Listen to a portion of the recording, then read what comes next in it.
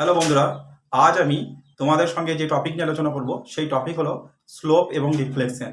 এটা strength of মেটেরিয়ালের খুবই একটা গুরুত্বপূর্ণ টপিক। এই টপিক নিয়ে আলোচনা করতে যাওয়ার আগে আমি তোমাদের এই চ্যাপ্টার সম্বন্ধে কিছু কথা বলবো। বর্তমানে বিভিন্ন কম্পিটিটিভ এক্সাম যেগুলো হচ্ছে তাতে দেখা যাচ্ছে স্লোপ ডিফ্লেকশন থেকে বেশ কোশ্চেন আসছে, এবং এই চ্যাপ্টারটা নিয়ে আমাদের প্রিপারেশন নিতে গেলে বেশি আকাশ পাতাল ভাবার কোনো প্রয়োজন নেই। খুব সিম্পল ওয়েতে বেশ কতগুলো স্ট্যান্ডার্ড কেস আছে, সেগুলো যদি আমরা জানি তাহলেই খুব সহজেই আমরা এখান থেকে এমসিকিউগুলোর অ্যান্সার করে আসতে পারবো। তারপর এই সমস্ত প্রিলিমিনারি এক্সামগুলো ক্লিয়ার করার পর আমাদের সামনে যে সমস্ত মেন এক্সামগুলো রয়েছে বা ইন্টারভিউ রয়েছে তার জন্য আমরা সাবজেক্টিভ নলেজ নেবো। তখন আরও ডিটেলসে কী কী পদ্ধতিতে স্লোপ এবং ডিফ্লেকশন ক্যালকুলেশন করা যায় সেগুলো সম্বন্ধে আমরা আরও ডিপলি জানার চেষ্টা করব। চলো এবার একটু বোঝার চেষ্টা করি স্লোপ এবং ডিফ্লেকশন কি। দেখো, আমি এখানে একটা ক্যান্টিলিভার বিমের ফিগার রেখেছি।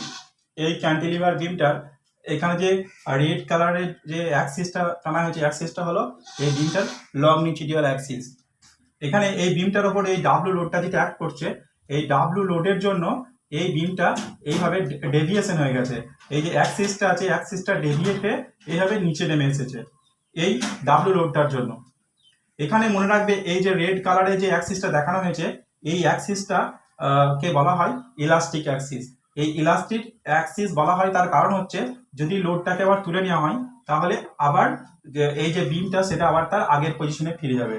আমরা আমাদের স্ট্রাকচারালি যত ধরনের মেম্বার ইউজ করি সমস্ত মেম্বারইকেই ইলাস্টিক জোনের মধ্যে থাকতে হবে। কারণ আমরা যদি কোনো মেম্বারের ওপর তার যে ইলাস্টিক লিমিট তার থেকে বেশি লোড দিই বা ফোর্স দিই তাহলে কি হবে, সেটা তার পার্মানেন্ট একটা ডিফরমেশন আসবে। তো আমরা কখনোই আমাদের যে সমস্ত মেটেরিয়াল বা মেম্বার কনস্ট্রাকশন ফিল্ডে ইউজ করা হয় বা স্ট্রাকচারে ইউজ করা হয় সেগুলো সবই ইলাস্টিক লিমিটের মধ্যে থাকে। এটা সবসময় মাথায় রাখবে। এখানে এই যে এই কার্ভটা লোডটা যদি সরিয়ে নেওয়া হয় তাহলে আবার লোড রিলিজ করলে আবার ওরা পুনরায় নিজের অবস্থানে ফিরে যাবে, সেটা আমাদেরকে এখানে ধরে নিতে হবে। তো এই ডাব্লু লোডের কারণে এই যে বিমটার একটা ডিসপ্লেসমেন্ট হয়েছে, এখানে এই ফিগারটা দেখতে পাবে। তো এই ডিসপ্লেসমেন্টটা এক একটা পয়েন্টে তোমার এক এক রকম হয়েছে। যদি আমরা একেবারে ফ্রি এন্ডে দেখি তাহলে ফ্রি এন্ডে এই পয়েন্ট থেকে এই পয়েন্টের যে ডিস্টেন্সটা সেইটাকে যদি আমরা ভার্টিক্যালি মেজারমেন্ট করি তাহলে যে ডিস্টেন্সটা পাবো সেই ডিস্টেন্সটাই হচ্ছে এই পয়েন্টে এর ডিফ্লেকশন। ডিফ্লেকশনকে আমরা কি দিয়ে ডিনোট করি? ওয়াই দিয়ে ডিনোট করি। এখানে লিখে দিচ্ছি Y is equal to deflection. এখন এই পয়েন্টটার নাম দিলাম, মনে করো এখানে এটা এ, ফ্রি এন্ডটা হলো বি, এ এবং ফ্রি এন্ডটা হলো বি। এই বি পয়েন্টের ডিফ্লেকশনটা কত? সেটা হলো ওয়াই। সবসময় মনে রাখবে যে ডিফ্লেকশনের যে ইউনিট সেটা হলো মিলিমিটার। আমাদের এক্সামে যে সমস্ত ম্যাথগুলো আসবে সেইগুলো কখনো কখনো ইউনিটগুলো মিটারে দেওয়া থাকতে পারে। তখন ক্যালকুলেশন করে যখন ডিফ্লেকশনটা বের করবে তখন দেখবে যে আমাদের মিটারে বেরোচ্ছে এবং অপশনে হয়তো মিলিমিটারে দেওয়া আছে, তখন মিলছে না। তো এই কথাটা মাথায় রাখবে। যদি আমাদের ম্যাথ অনুযায়ী ডিফ্লেকশনটা মিটারে বেরিয়ে আসে ক্যালকুলেশন করে, সেটাকে মিলিমিটারে কনভার্ট করে নেবে। ডিফ্লেকশনের যে ইউনিটটা হলো কি মিলিমিটার, mm। ডিফ্লেকশনের ইউনিট হলো মিলিমিটারে। এবার আমরা কি বোঝার চেষ্টা করব, সেটা হলো কি স্লোপ। স্লোপ কাকে বলে? স্লোপও বিভিন্ন পয়েন্টে বিভিন্ন রকম হবে তার মান। এখানে এই যে পয়েন্টটা যদি আমরা স্লোপ বের করতে চাই যে এই পয়েন্টে এই ডাব্লু লোডের কারণে এই বিমটার কত স্লোপ এসছে, তাহলে কি করতে হবে, আমাদের এই পয়েন্ট থেকে একটা ট্যানজেন্ট ড্র করতে হবে। ট্যানজেন্ট কি এটা মনে রাখবে। ট্যানজেন্ট কিছু না, বাংলাতে হলো এটাকে বলা হয় স্পর্শক। যখন আমরা দেখবে 9, 10, 11, 12 উপপাদ্য পড়েছি তখন স্পর্শক ড্রয়িং করেছি। তো এখানে এই পয়েন্টে আমাদেরকে একটা স্পর্শক ড্রয়িং করতে হবে, স্পর্শক আঁকতে হবে। তো এখানে যদি আমরা একটা স্পর্শক নিই, এখানে দেখো আমি ড্রয়িং করেছি, এখানে এই পয়েন্টের সাপেক্ষে একটা স্পর্শক ড্র করেছি। এই স্পর্শকটা এই যে আগের যে বিমটার যে লংনিটিউডাল অ্যাক্সিস সেই অ্যাক্সিসের সঙ্গে কত ডিগ্রি অ্যাঙ্গেল করেছে, এটা মনে করো এখানে আমি থিটা লিখলাম। তো কত ডিগ্রি অ্যাঙ্গেল করেছে সেই অ্যাঙ্গেলটাই হলো তোমার কি স্লোপ। আমরা এখানে যদি স্লোপ বা ডিফ্লেকশনের যদি আমরা ডেফিনেশন বলি তাহলে কি বলবো, ডিফ্লেকশন কিছু না, ডিফ্লেকশন হলো একটা তোমার লিনিয়ার ডিসপ্লেসমেন্ট, একটা লিনিয়ার ডিসপ্লেসমেন্ট বা লিনিয়ার ডেভিয়েশন। আর যদি আমরা স্লোপের ডেফিনেশন দেখি তাহলে কি হবে, স্লোপও কিছু নয়, slope is nothing, it is a angular deviation, it is a angular deviation. এখানে দেখো এই অ্যাঙ্গেলটাকে আমরা কি করব, নির্ণয় করব।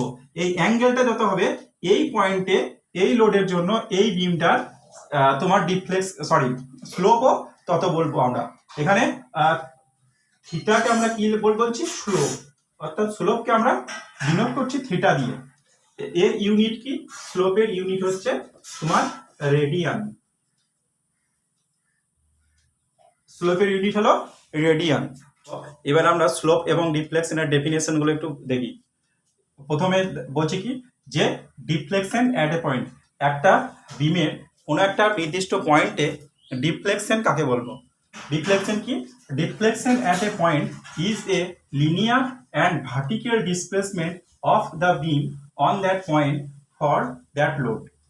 অর্থাৎ এখানে বলছি কি ডিফ্লেকশন কিছু না, একটা লিনিয়ার এবং ভার্টিক্যাল ডিসপ্লেসমেন্ট। এখানে এই যে ডিসপ্লেসমেন্টটা আমরা মেজার করছি সেটা কিছু না, সেটা কিন্তু একটা ভার্টিক্যাল এবং লিনিয়ার একটা ডিসপ্লেসমেন্টকে আমরা মেজার করছি, যে সেটা কত সেটা ডেভিয়েট হয়েছে সেটা আমরা এখানে মেজার করছি মিলিমিটার স্কেলে।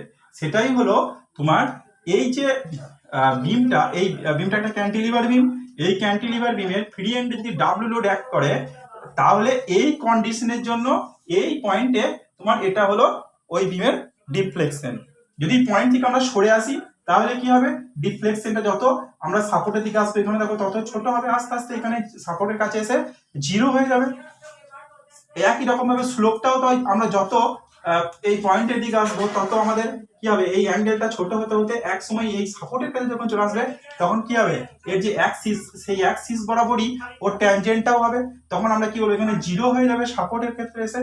তাহলে আমরা এখানে আরেকটা জিনিস জানতে পারলাম কি, যদি ক্যান্টিলিভার বিম হয় তো ক্যান্টিলিভার বিমের ক্ষেত্রে তার ফ্রি এন্ডে তোমার সবসময় কি হবে, ডিফ্লেকশন এবং স্লোপ দুটোই ম্যাক্সিমাম হবে বা নট ইকুয়াল টু জিরো হবে। আর যত তার সাপোর্টের কাছে দিয়ে আসবে, সাপোর্টের কাছে এসে তত কি হবে, তার ডিফ্লেকশন এবং স্লোপ দুটোরই মান কমতে কমতে একবার সাপোর্টের কাছে এসে জিরো হয়ে যাবে।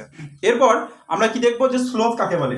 স্লোপ কি বলছে, slope is a angular deviation of that beam due to the load on বিম।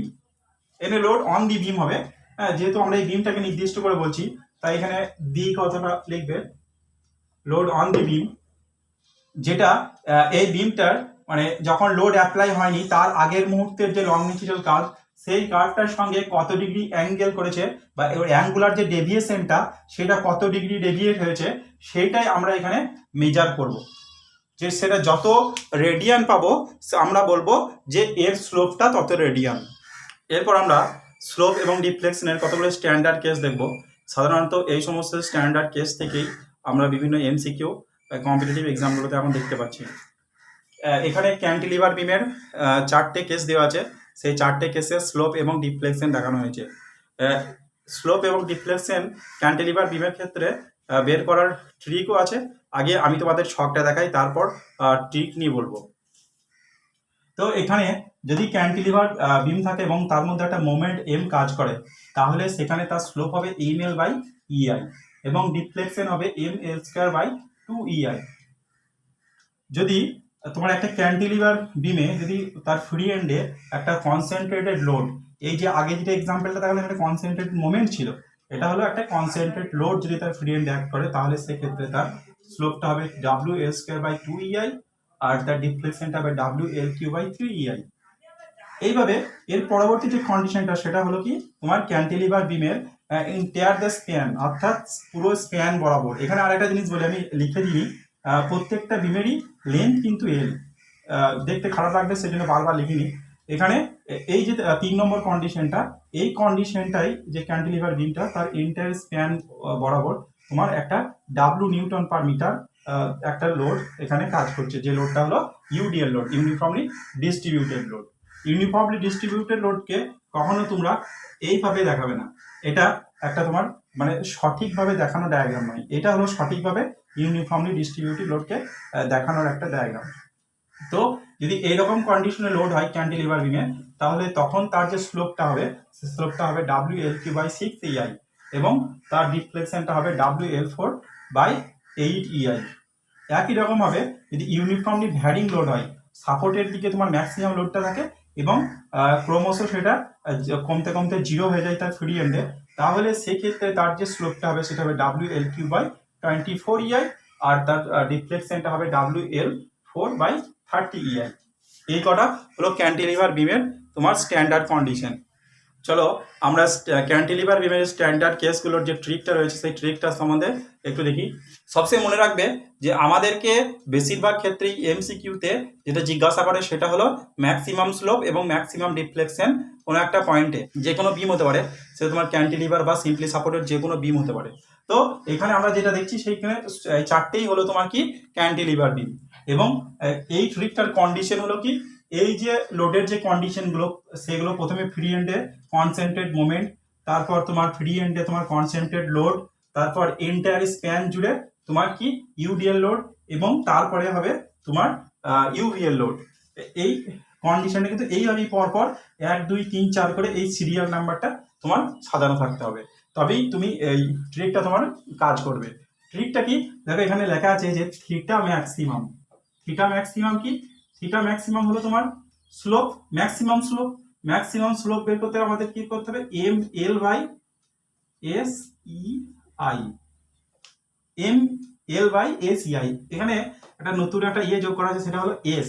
এসটা কি? এসটা কিছু না, এসটা হলো সিরিয়াল নাম্বার। এই যে ছকটা আমরা করতে যাচ্ছি সেই ছকটা সিরিয়াল নাম্বার। তাহলে আমরা যদি এই প্রথম যে সিরিয়াল নাম্বারে 1 নাম্বারে যেটা রয়েছে সেটা হলো concentrated moment at free end. যদি আমরা এর স্লোপটা বের করতে চাই তাহলে কি হবে? এখানে এস এর মান আমি কত লিখবো? 1 লিখবো। তাহলে এখানে কি হবে? ML/1 into EI। তাহলে কি পাবো? ML/EI। আমরা দেখো খুব সহজেই বের করে নিতে পারছি যে ম্যাক্সিমাম স্লোপ, একটা যদি কনসেন্ট্রেট মোমেন্ট একটা ক্যান্টিলিভার বিমের ফ্রি এন্ডে অ্যাক্ট করে তাহলে তার ম্যাক্সিমাম স্লোপটা কত হবে, কারণ এখানে ম্যাক্সিমাম মোমেন্ট কত, এখানে এই যে এমটা আমরা বলবো বারবার, এখানে এমটা হলো কিন্তু ম্যাক্সিমাম মোমেন্ট। ম্যাক্সিমাম মোমেন্টটা কত? এখানে ম্যাক্সিমাম এম এর থেকে মোমেন্ট বেশি হবে না, তো ম্যাক্সিমাম মোমেন্ট এম, তাই আমরা এখানে এমটাকে এম এর জায়গায় এমই বসিয়েছি, এবং এখানে কি করেছি সিরিয়াল নাম্বার যে 1 আছে 1 এর জায়গায় এস এর পরিবর্তে 1 বসিয়েছি, ক্যালকুলেশন করেছি। এরপরে আমরা কি দেখবো, চলো এরপর দেখা যাক যে আমাদের যে ডিফ্লেকশনটা এইখানে রয়েছে প্রথম কন্ডিশনের জন্য, ডিফ্লেকশন কত হয়? ডিফ্লেকশনের ফর্মুলাটা কি লিখেছি এখানে, যে ML/S+1 into EI, S+1 * EI। তাহলে এখানে এমই হবে, L² আছে L² থাকবে, এবং S+1, S এর মান কত এখানে, যেহেতু 1 নম্বর কন্ডিশন, তো 1 নম্বর সিরিয়াল নম্বর একে আমি S এর পরিবর্তে 1 লিখবো, 1+1, তারপর কত? EI।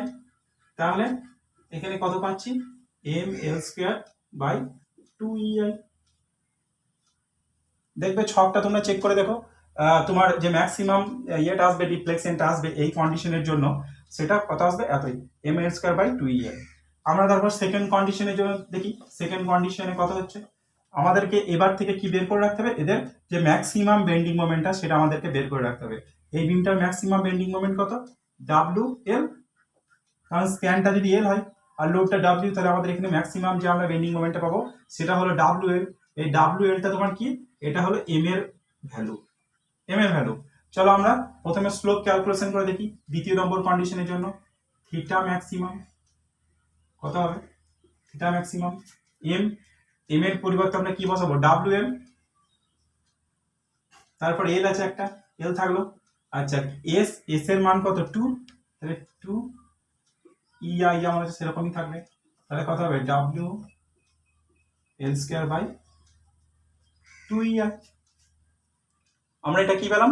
এটা স্লোপ পেলাম দ্বিতীয় নম্বর কন্ডিশনের ক্ষেত্রে। তো এইভাবে আমরা এক এক করে সব বের করতে পারবো। আমরা এইরকম করে যদি প্রত্যেকটা ক্যালকুলেশন করি তোমাদের সময় চলে যাবে। তোমরা এই যে ফর্মুলাটা এখানে দেওয়া আছে এই ফর্মুলাটা মনে রাখবে, তাহলে এই চারটে কন্ডিশনেরই তোমরা ক্যালকুলেশন করতে পারবে যে ওদের ম্যাক্সিমাম স্লোপ এবং ম্যাক্সিমাম ডিফ্লেকশন কত এই কন্ডিশনগুলোর জন্য। কিন্তু মনে রাখবে সবসময় সিরিয়াল নাম্বারটা এইভাবেই সাজানো থাকবে, প্রথমে মোমেন্ট, কনসেন্ট্রেট মোমেন্ট থাকবে, কনসেন্ট্রেট লোড, ইউডিএল, তারপরে ইউভিএল। এবার আমরা একটা আহ, এবার আমরা সিম্পলি সাপোর্টেড বিম নিয়ে স্লোপ এবং ডিফ্লেকশন সম্বন্ধে একটু আলোচনা করব। দেখো সিম্পলি সাপোর্টেড বিম যদি হয়, এই বিমটা সিম্পলি সাপোর্টেড একটা বিম, এই বিমটার এখানে একটা সাপোর্ট এ এবং এখানে একটা সাপোর্ট হলো বি। যদি তার মিড পয়েন্টে একটা পয়েন্ট লোড যদি অ্যাক্ট করে বা কনসেন্ট্রেট লোড অ্যাক্ট করে, তাহলে কি হবে, সেই বিমটা এইভাবে ডেভিয়েট হয়ে যাবে। আমি শুধুমাত্র এখানে অ্যাক্সিসটা ড্রয়িং করে দেখাচ্ছি। এই অ্যাক্সিসটা এরকম পজিশনে ছিল, অ্যাক্সিসটা এই লোডের কারণে এইরকম জায়গায় ডেভিয়েট হয়ে এলো। তাহলে আমরা যদি এই মিড পয়েন্টেই যদি এর আমরা ডিফ্লেকশন বের করি, তাহলে কি পাবো, আমাদেরকে এইখানে ভার্টিক্যাল এবং লিনিয়ার যে ডিস্টেন্সটা সেটা আমাদেরকে এখানে ক্যালকুলেশন করতে হবে বা নির্ণয় করতে হবে। যেটা পাবো সেটাই হলো এই যে সিম্পলি সাপোর্টেড বিমটা তার ডিফ্লেকশন এই কন্ডিশনে, অর্থাৎ এই লোডিং কন্ডিশনে।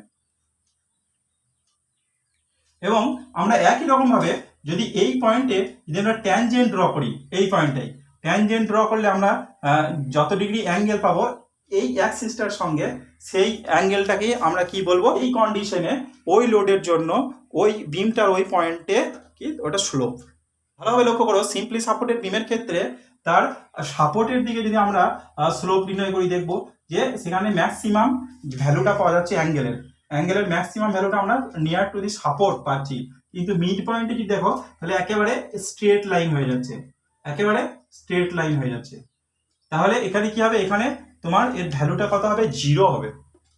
তোমার এই যে ডিফ্লেকশনটা, এই ডিফ্লেকশনের ভ্যালুটা এখানে কত হবে, মিড পয়েন্টে 0, কিন্তু ম্যাক্সিমাম কোথায় হবে, সাপোর্টে।